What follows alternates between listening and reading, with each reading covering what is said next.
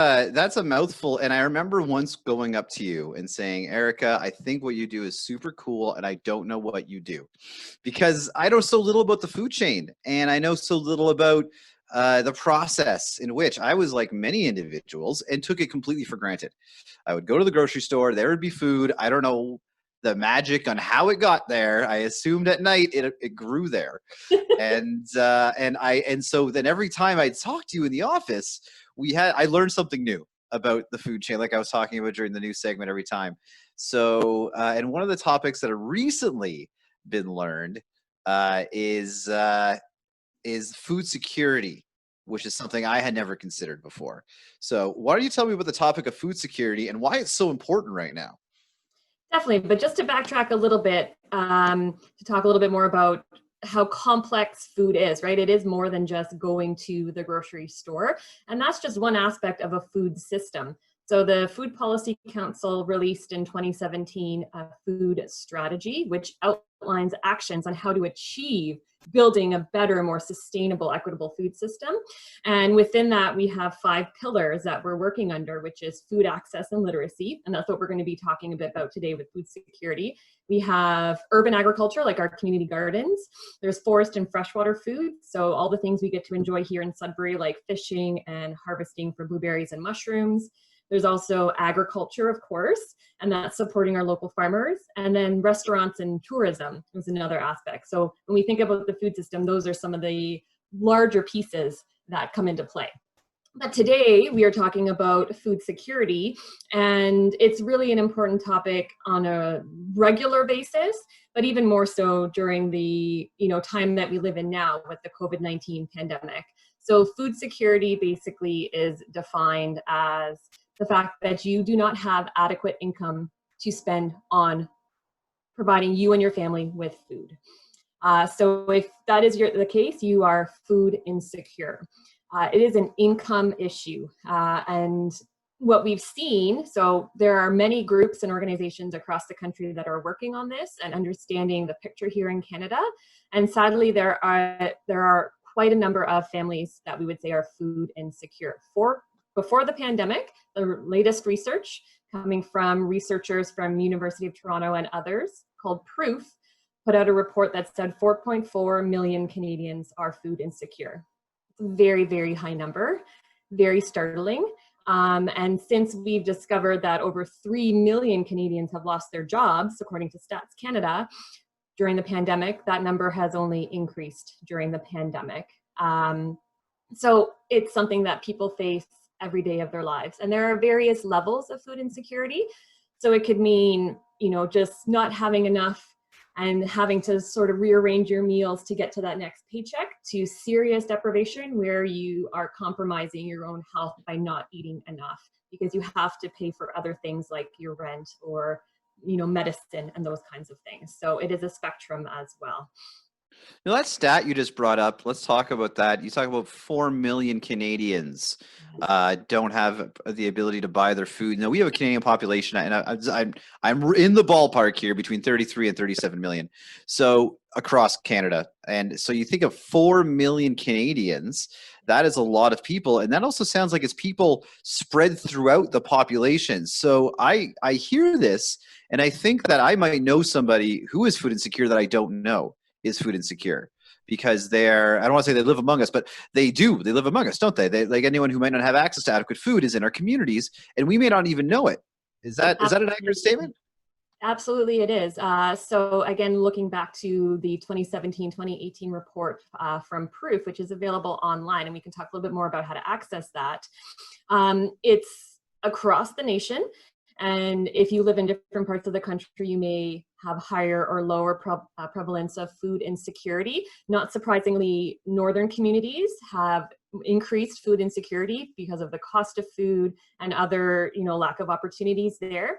But something that's very startling is that of the entire 4.4 million people, now this was again pre-COVID, the number is higher right now, 65% of those households were reliant on job wages. So these are working families that are unable to provide enough food for their families. So And there's a lot of stigma. So these families are not going to talk about the fact that they may not be able to provide enough food for them and their families. 1 in 6 children live in food insecure households. If you think about all the kids that you know, there might be someone that you know that is going through this. So it is a reality for many people in our community as well. Yeah, Mark, welcome joining us. Welcome back. My co-anchor Mark is back on the call. So Mark, you and I were talking earlier in the last segment about the COVID-10 or the COVID-15, this joke that we've made, that not we've made, but people have about gaining weight during COVID. And it really strikes that chord that there are people who've probably lost weight during COVID. Is that safe to say, Erica? Absolutely. And I mean, yeah, we all come from different aspects, so I definitely recognize all the time that I'm very privileged. I have been able to continue working. I have not seen any change in my wages. My partner did get laid off, but I am very grateful for the Canadian Emergency Response Benefit. And we can talk about that in just a little bit and how important that has been for so many people. So we haven't seen a change in our household income, and we've been able to essentially carry on in terms of providing for our family all the things that we need, and without having to make sacrifices in any way, shape, or form. And that is definitely not the case for many, many families out there. So the latest report from Stats Canada was over 3 million people have lost their jobs. We know that food insecurity has increased. So it went from a recent report that came out from Stats Canada went that 10.5% of households were food insecure prior to the pandemic. Now 14.6% of households are food insecure. And that is a statistically significant result. So there aren't actual real numbers associated with this report, but that's a huge increase in people who are not able to have enough income to make all the choices that they need to make to keep their family safe and healthy. We talk about community resiliency. I do sometimes, and I always refer to that in the sense that our resiliency as a community and as a people, that how are we going to prepare when disaster strikes? COVID was a disaster. It is a disaster. How much and how the system responds is a reflection of that. So how do we prepare for this for next time? What are some of the things people are doing to reduce this issue if it comes up again, or even just in general? Like what do people do? How do we do something? Yeah, so the 2017-2018 report that listed 4.4 million people, that number was higher than the previous report. So the issue hasn't gone away, it's only increased. And what do we think of when we think of people who may not have enough food to buy, going to a food bank? And we have relied on community supports to sort of bridge the gap and provide immediate assistance. So this is assistance. Right now, I don't have food to feed my kids. I need to go get something. I'm going to go visit the food bank. But that doesn't necessarily address the long-term root causes of why someone doesn't have enough money to pay for groceries. And that is their overall income. So what we really need is not to say that food banks, they're doing an amazing job and they're helping people every single day, but we know that not every person that is food insecure even visits a food bank. There's lots of stigma around that as well. So we need income solutions to bring people out of poverty. We need vast changes in how we look at our social assistance programs to make sure that no one falls below an income floor that's adequate for them to be able to pay for their rent, their hydro, their medical bills, and their groceries. So we see a lot of people who are on social assistance programs like Ontario Works. 60% of people on social assistance programs are food insecure. So it's just not providing enough, and they're constantly having to make sacrifices. So we see something like the Canadian Emergency Response Benefit, right, which is a lump sum. No matter who you are and what you made, you get that sum.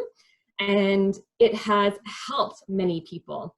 But we know that there's still some loopholes, right? That it wasn't reaching everybody. And these are the folks that are now possibly becoming food insecure that weren't before. What happens when the CERB ends and someone doesn't have a job to go back to? We have to think about how do we support all the people in our community so that no one has to ever make that decision on, do I make sure that the lights stay on, or do I have food for my children for their breakfast? So we need an income for 18 to 64-year-olds, because right now, if you are under 18, right, you are supported from your family, and you're a family who are receiving the child benefit. And I am one of those recipients, and it has greatly increased. You know, it helps me in my monthly costing of what I can do. So I am a recipient of social assistance programs that work. And if you're 65 and older, you are on, you know, you have your old age security and other income support. So we need minimum income supports like that for the 18 to 64-year-old category to make sure that no one falls below an income that allows them to support their basic needs. So you may hear talk of a basic income, a national basic income, things like that. Yeah, it's like a pretty common like concept. It's not implemented very in many places, but it's called universal basic income, that everybody has like a floor to where their like income starts. So if you get laid off, if you need to take time off for maternity leave, depending on where you are, you might not actually qualify if you haven't been there long enough. So everybody, regardless of like income, age, every other factor you could think of, they just have that floor of you'll be okay. And the like most common argument against it, sorry, this is a whole different tangent of a thing because I love your tangents a lot. And it's just like a good floor to have. And one of the arguments against it is that people are just going to stop working, but it's a floor, not a ceiling. You stand on it. It doesn't stop where you're going to go. It's just I like what you're talking about, Mark and Erica. I like that you brought up that you've received social assistance, because I mean, I think we are veering a bit away from the food aspect, and I want to get back to a community's role, and if farmers have a role and local food producers have a role. But you know, I think it's important that we normalize or remove the stigma against those who are receiving social services. And there is a stigma, like you say, and I think the more we talk about this and the more that we bring up that individuals are using social services for various needs, whether it be child benefits or the CEAP, or the SERP, so many acronyms in the environmental sector, you know, and we see that it's not who we picture in our mind. It's everybody that's affected by this, and that will create a greater impact of the response that we need to solve this problem. You know, and food inequality, I from my understanding, also can be demographic as well. I don't know if you've ever come across that, whether it be a certain population, a certain age group, or a certain ethnicity. Is there any stats towards that, or is it just an issue that is affecting everybody? No, it definitely is. And as we are also in a time with the Black Lives Matter movement gaining a lot of traction, and all of us, you know, looking at how we operate and how we think, and unlearning and relearning, there's a lot more discussion and a lot more space for discussion that we all should participate in on how racialized groups have been excluded from a lot of these conversations, especially to access to food. And linked to food security, and I think, Dave, we've talked about this before, is the concept of food sovereignty. So food security is you have enough income to buy the food that you need, if no ifs, ands, or buts about it. Whereas food sovereignty is a little bit of a different concept, and it is defined by a group called La Via Campesina, which is an international peasants movement, and they say that food sovereignty is the right of people to healthy and culturally appropriate food produced through ecologically sound and sustainable methods, and their right to define their own food and agriculture systems. So if you are of a racialized group, you may have been excluded from those systems that allow you to define the food that you eat and how you grow it. So for instance, you might be someone who is a new immigrant to our city, and you might not be able to find the food that you are used to eating. And that's, in addition to all the other cultural shocks, a really big change. So we need to be able to look at ways that we can improve how we bring people into this conversation, and ensure that as the Greater Sudbury Food Policy Council, we talk about equitable and sustainable access to culturally appropriate foods. That's for every single person, and whatever their background may be, to be able to find the foods that keep them and their family healthy and happy. We came across this problem, and I think we're talking about food security here, and my background is with the Canadian Red Cross. I do bring it up often because when we were dealing with disasters and vulnerable populations, we paid a lot of attention to making sure they had the food specific to their dietary needs and cultural needs. And I think there were a shockingly large amount of people that were surprised that we did that. And I think, once again, more about this conversation is people understanding that the right to food, and correct me if I'm wrong here, is also the right to food that's appropriate for you religiously, culturally, nutritionally, ethnically, as it appropriates to that. Do you find there's a bit of pushback on that, and everyone should just be like, eat potatoes, we got lots of them, what are you complaining about?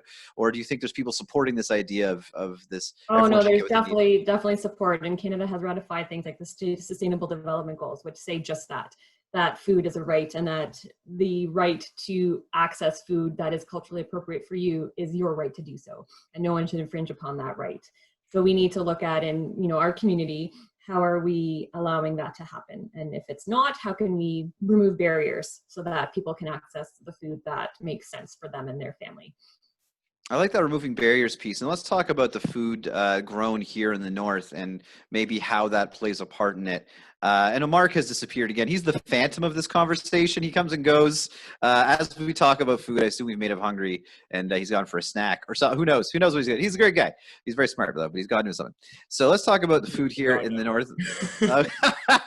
You have a dog and you're not showing everybody? That's just rude, but we'll bring it up. We'll bring that up after. The cat's in the background. Oh, there you go. See? On the couch there in the light. Every stream is made better by animals. Every stream is. So food in the north has been something that's grown, no joke meant, over the past 20 years. We've seen more farms grow in Northern Ontario. We've seen more agricultural projects grow in Northern Ontario where it wasn't believed maybe 30 years ago, but the agricultural possibility here. What role has that had in helping sort of food equitability here in Northern Ontario, if any? Yeah, it's interesting because if you go back to maybe like 100 years ago, there were farms everywhere. And then we've seen a contraction and then now an expansion again. And I think at this time, the council and my work does a lot to support local producers in terms of access to markets and how we can improve access to markets. I think we also need to take into account that, we are limited in what we can grow. We have a shorter growing season than Southern Ontario. We have different kinds of soil, and the ability to grow food means that farmers often come up with resourceful and creative ways to make things happen. And we also have what we would say is like a taste of place, right? So when you think of the north, you think of things like more wild food, freshwater food, right? And that's often considered like traditional food. So how can we tap into all the people that have come before us to make sure that we are respectfully acknowledging the food that has already and always been here, and making sure that we're sustainably using that food, but also celebrating it because it is a part of who we are in the north. I think I lost track of your question there, but I love the answer though. I love where you're going. Keep going. I love it. Just keep right. Like, you're passionate. I love it. I'm excited. Keep talking about it. Yeah. So local food, also it caters to the taste of the people who are buying it. So if there are enough people asking for something in particular, right, that's what we think about. We need to demand a particular kind of food if we're going to see it grown. Yes and no, we should also be able to offer a variety of things. And once I moved up here from Southern Ontario 5 years ago, I ate food that I had never heard of before, like kohlrabi and Romanesco and amazing things that I had just never accessed before. And not to say that we're the only ones growing it, but our farmers do an amazing job of growing an incredible diversity of food. And we could probably even increase that further. So if we're talking about increasing the cultural diversity of the food, we may need to come up with creative solutions on how to grow something here in the north. Greenhouses are one way, hoop houses, ways to expand the season, ways to increase temperatures, or the length of time that a plant may take, the conditions that it needs. That's definitely a challenge, and maybe that's one of the reasons why we don't have as much culturally diverse food as we could. So, and I think you really talked about a lot of things, but the kind of food that's grown in the north, and you see online and you see on these shout out Sudburys and these shout out things that people are like, oh, all this food should be given away for free and whatnot. And when I was younger, I was blessed, and I say that because I learned a lot about food, to work in the farmers market in downtown Sudbury. So I was working with farmers and I'd see them bring their food, but I learned through that, talking with them, where their food went. But most people don't know where our Northern Ontario food goes, which is a silly thing because it's part of our heritage. So farms around the area, where is their food going and how are they getting it there? Yeah, so, and a lot of it is farm gate sales. So if you have a plot of land and you're growing, you know, X tonnage of food, you maybe only be able to sell that to the local community through a farm gate. So someone actually coming out to your farm to purchase what you have at the farmer's market, or through a program called the CSA, Community Supported Agriculture Program, which is like a box program. And one of the things that I've been working on with the council are ways to work with producers that are at a scale that could grow more or already growing enough to move it beyond just Sudbury, and working with other communities like Sault Ste. Marie in the Algoma region to bring food here into Sudbury, so that we can overall increase the local food and farm sector, grow more food, and distribute more of that throughout the region. So for instance, if you're a farm that actually is growing at a scale where you have, you know, a lot of food, you might be sending it south.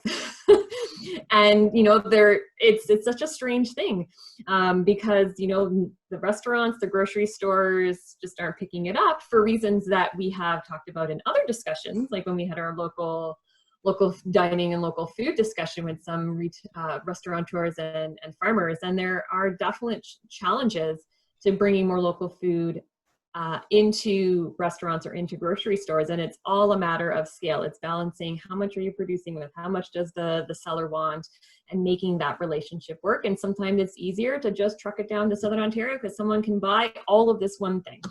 And that's where the market is. And a farmer is going to need to be able to sell what it is they grow or raise at the end of the day, right? I'm glad you brought up market. I want to cut you off there because it goes back to the comment I said earlier that people think that food we should give away for free. And while I would love to do that, and I think obviously we do in a lot of ways, farmers are a huge role in the local food banks. I think we have to understand that there's a price to food, and buying local helps the farmer produce food, correct? Yeah, I don't know who's saying give it away for free, but not in my circles. Because farming is a job, is a life passion. It's even more than a job. It's something that, you know, you do every day of your life, and you should be compensated at an appropriate level to be able to feed your family and make sure that all your bills are paid. And what we're finding is that food is just not valued the same. It's actually, we should be charging more for something so that farmers are able to make themselves a livable income. And here's where we can link back to a basic income. If everyone, like Mark mentioned, had that income floor, which they would not fall below, then there wouldn't be any compromises. And you could actually be able to not only just purchase food, but purchase food that, you know, related to your values. And my values are supporting local farmers because I want to support my local economy. I know a lot of these local farmers personally, and they're wonderful people, and I want to support them. And also I want to support the methods that they use to grow food, which is ecological and sustainable and regenerative and builds the diversity of the soil and improves water quality and all those kinds of things. And if you didn't have to make sacrifices on eating or paying your rent, then you would be able to open up to have more choice to be able to support local food. Yeah, like some of the go ahead, Mark. Sorry. Finished college, so I had a college diet for the past 3 years, which is not the best. I do have a question though. Does Sudbury have like its own agricultural food box? Is that like you mentioned? It would be, different farmers themselves would have like a box program that you could sign up for on a seasonal basis. Okay. So it's not Sudbury wide. You'd have to, and I could certainly name a few names, but all the CSAs are sold for this season, and most of them have already started. But it's something that it definitely you can look into, and it's on an individual farm basis. And those are really great programs because you pay, the idea is you pay in advance when there is no food, and that allows the farmer to actually put in the effort and time and monetary requirements to grow the food. And then at the end, you reap the benefits of having that food. So it's a really fantastic system. Is there a place where is there like a list of all the places that have like a food box, or do you just have to check out every farm? Like, how do you? Yeah, so one of the resources that has cropped up recently, I think you guys talked about that in your hour, was the Farm to Table Northern Ontario group. Now that is pan-northern, but there are a lot of Sudbury individuals involved in it, and reaching out through that Facebook group would be a great way to find out who's doing what. You can also find information through the Greater Sudbury Food Policy Council website on CSAs that are available. And we have a new mapping tool that was put together in collaboration with the Farm to Table group and researchers from the University of Guelph. It's not a link that I know off the top of my head, but it is a map of Northern Ontario farms and how to contact them. And we'll find ways to get that to everybody so that they can access that. Cool. Thank you. So I want to touch back on something you said about the methods that Northern Ontario farmers are using to produce food. We're talking about regenerative farming, water quality, those sorts of pieces of things. Is the way it's farmed affect food security locally? Is there a relationship there, or are they two independent pillars? That's a really interesting question. So I don't want to say no, but my first thought is not necessarily. So if we think of food insecurity as an income issue, you just don't have enough money to buy food. You get some money, you don't care necessarily, right, where it may come from. You're just going to buy the food that is most economical to you. However, local food tends to be at a higher price point because the economies of scale are smaller. So it's a smaller landscape that's being worked with. There are fewer numbers of animals or smaller acreage. The inputs, getting heirloom seeds that are locally adapted is going to be different than just buying bulk seeds from China, which is where a lot of seeds come from that are sold in stores. So some of the inputs that the farmers have to put are just at a higher price point. So then they have to sell the food that they produce at a higher price point as well. So there could be some links, but I mean, it's not a direct thing. Okay, and now we also talked about community gardens in our previous hour, and we've talked community gardens a lot. And now, what role does a community garden play in food security? And I know you've been strong advocates for community gardens as well. Is there a relation between those two? Absolutely. So there are over 30 community gardens in Greater Sudbury and the surrounding area. More than we mentioned, that's for sure. That's okay. There's a lot. And some of those are on city property and some of those are on private property, often in church landscapes. And, some of those are worked by volunteers within a small neighborhood and the food is shared with the neighbors. And some of those are set up more as benevolent gardens where the volunteers who are tending to the food anticipate fully that it's just going to be used by families who are food insecure to come in and get food. And that is why that community garden exists. And that's why there was a lot of talk in our province about opening up community gardens and deeming them as essential, because initially they were not. They were put in a category that was considered recreational, like our parks and our beaches and our playgrounds, which meant that, people who volunteer in the community garden couldn't get started with the growing season, and the food that would normally go to these food insecure households would not have existed, which would have been, on top of blow, just one of those other blows impacting people during this time period. So the Community Garden Network did a lot of advocacy, and I was so pleased to be involved in that. Working off in work that's been done by Sustain Ontario, which is a provincial organization, to really advocate that community gardens are so vital during this time period. And we were successful. So community gardens have been open for several weeks, following public health guidelines on how to be safe, and are doing their thing and growing amazing food. That's amazing. Now, we talked about the Community Garden Network, and we talked about getting those approved through COVID. Where does this start? Where does a community garden start to assist with that? Do you just find like, hey, oh man, there's some soil over there. Let's throw some turnips down, and hopefully the turnip market's good. I don't know. What do you do to start this thing? So to start a new garden? Yeah, like how does that idea start? We need to find land. So it's either contacting the city, and it would be like the leisure department. Parks and Leisure, that would be involved in that, and they would be able to pinpoint where you might be able to start a community garden on city land or approaching something like a church. So land is the first, not challenge, but the first step that you'd have to go through. There's also in our food strategy, the idea that if we could map sort of people's backyards. So we have like an exchange program where, well, I have lots of grass. I don't want to tend to mow all this grass. I have a parcel that I could set aside to grow food, and someone's going to come and grow food on it. And I would just take a little portion of that food for having allowed my land. Yeah.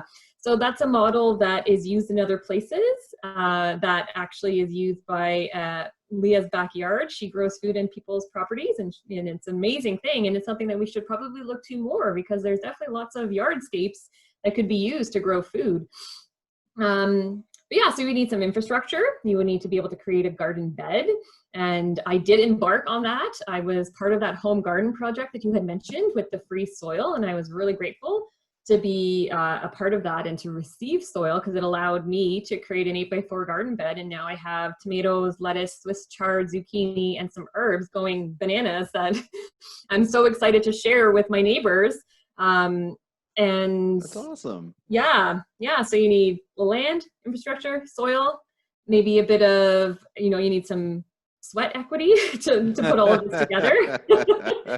Access to seed. Now that's a really interesting topic in itself. And I know where we keep deviating from food security per se, but it's all sort of related, right? So if we could think back on that food sovereignty idea and able to define our own food systems, seeds are of course the start of any plant.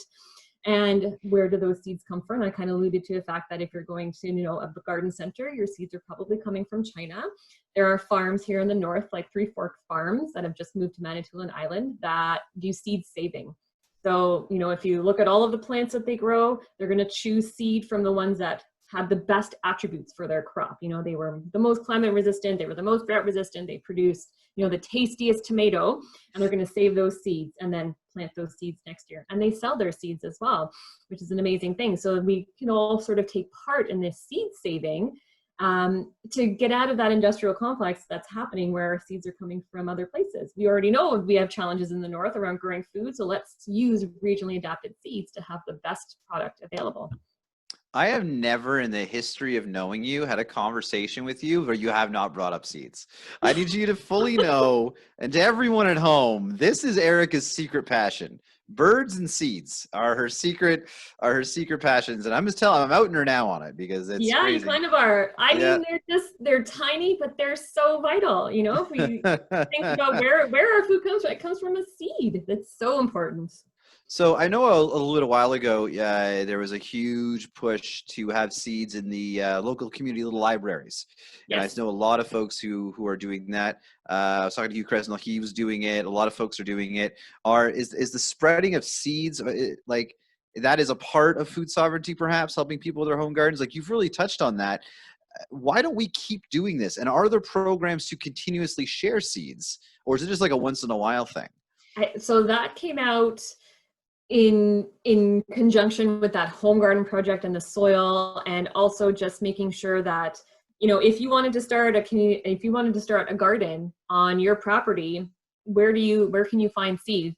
Seeds were being sold out of every garden center because everybody wanted to start a garden, right? We've seen that demand in local food, we've seen demand in home gardening, and this was a way for people to share seeds that they had saved from their own gardens and just share benevolently with the community so that people would have access to seeds to grow their food. Now, you've mentioned that I've been documenting my journey. Yes, I am an amateur novice gardener. I don't know what I'm doing. I have lots of people who I ask questions of. So I skipped the seed stage, even though it's so important. I went straight to the seedling. I let the farmers do the hard work for me and start the seed. And then I got plants that I could then just transplant right into my garden. Which I felt would be much easier and had a much higher success rate since I recently just learned how to keep houseplants alive. And I'm grateful to say my garden is doing really well. That is so funny that the coordinator for the Greater Sudbury Food Policy Council just learned how to keep houseplants alive. Everything you've said is in question now. No, no, it's not. I'm open to learning, unlearning, and relearning. All right. Well, good. That's fantastic. Before we wrap up, I just want to touch on one thing you said about backyard spaces being used for gardening, and other communities are doing this. So this isn't happening in Sudbury yet, is it? Not on a large scale, but it's something that could potentially happen. We would, need someone to reach out to homeowners who are interested and, facilitate people who don't have space to grow food with people who do have space to grow food, and make those matches within the community so that there's more food growing, which should be beneficial on so many fronts. More gardens means more local, really micro food security and increasing our food sovereignty. Also, we're looking at maybe we can become a bee city here in Sudbury. So a bee city is making a commitment to creating pollinator habitat and sharing education around pollinators and their importance. And if we had more gardens, then we would have more pollinators. So it all kind of fits hand in hand. Well, that definitely goes in conjunction with the pollinator challenge going on right now. That's a lot of folks are pushing coalition, being part of them, and I'm not sure if Greater Sudbury Food Policy Council is involved with that, but having wild lawns and helping pollinate. So Erica, unfortunately, I was just gonna say, unfortunately, we have bylaws that are sort of counter to having wild lawns, and it's a little bit tricky sometimes because a neighbor might think you have overgrown grass when you actually have wildflowers, and they could call a bylaw officer on you, which is a bit unfortunate. So we have a little bit of work to do in our city to sort of reframe that conversation about what constitutes, a beautiful, healthy lawn or yardscape. well, that goes to the normalization concept again, right? The more people pollinating is the more used to we are to seeing it, and we're not thinking anyone's breaking the law. Yeah. One more thing before we wrap up, and I promise first last thing. So if someone wants to make a difference in food security, there we go. Two different guys. There's so many great topics with food. If someone wants to make a difference in food security, what is something they can do? Who should they contact? Is there anyone they can contact to say, hey, this is important to me? Yes. So if you agree that a basic income is the way to go, which it really is the way to go, Basic Income Canada Network, you can Google them, and they are a national group that are working on policy options to make a basic income happen. They have a letter that you can sign that goes to our federal leaders. So your show of support for a basic income would greatly help this issue. We need more Canadians, urging our representatives that this is the way we need to go. And that's a really quick and easy way to do it. Basic Income Canada Network. Sign their letter. All right. Well, that's some great information. Erica, thank you so much for taking time today. What is a beautiful day to be inside on a webcam. And I hope people keep watching this segment over and over again to learn about food security. We're going to keep playing it over and over again throughout the summer. So thank you so much once again. And everyone at home, if you're following along for the day's schedule, after this, we're going to talk about energy security and solar energy with a solar power seminar with Steve DeForge from Solar Associates. Stay with us. Thank you, Erica. And Thank you so much.